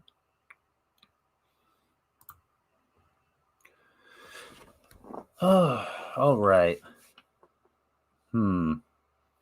What else do I have here? I guess as we're getting close to the end of the stream, everybody, please remember to support, do what you've been doing. Be sure to support the Ukrainian armed forces. We all appreciate it. We all understand how important it is. So we can get more word out, especially about these campaigns. Please like and share this stream. If you're if you aren't subscribed, please subscribe. If you are subscribed, please make sure you've got the bell icon notification turned on, because it does make a difference. It'll let you know when we're streaming and when a new video drops and everything. We've got a new schedule for stuff, and trying to do 1 long form video and 2 shorts minimum every week. So yeah, we dropped a few shorts this last week and a long form video. Gonna have another long form video for you next week. And yeah, gonna, in addition to this stream, which has always been going on every week, we're gonna be bringing you more content on the channel, more news, more ways to support Ukraine, and also looking at additional social media backup channels in case YouTube suddenly, for one reason or another, maybe a bunch of rubles appear in the bank account of someone high up at YouTube. If one day they just start, going after Ukraine channels, pro-Ukraine channels left and right, we're going to have backup set up, and we're going to make sure that this community can grow, that it's got fail safes, and that we keep this going until Ukraine is victorious. And I don't care if it's in 1 year, 10 years, longer, we're going to keep going. And I hope you're here with me the whole time. And I really hope that the day of full liberation of all the territories comes sooner, much sooner than later. All right, everybody. Well, with that, we're at about 2 hours. So we're going to go ahead and sign off. Before I do, let me see here. I'm just going to check one last thing.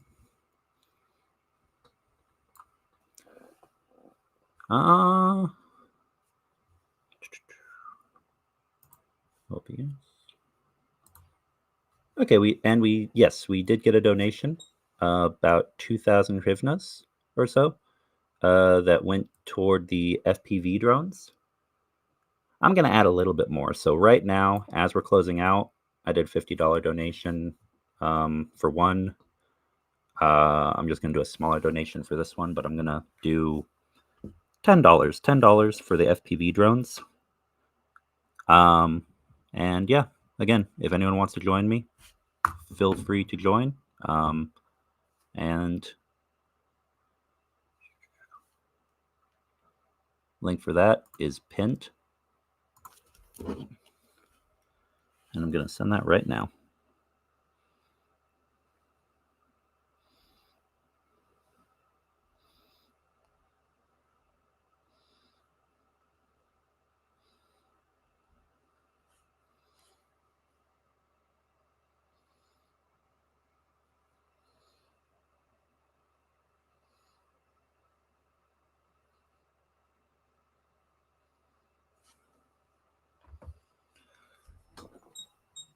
All right, everybody. So that's done. We're at the 2-hour mark, and I really appreciate all of you being here. I'll see you again next week. Look for those shorts and those long form videos. We're going to be doing a couple of series of videos that are kind of related to one another.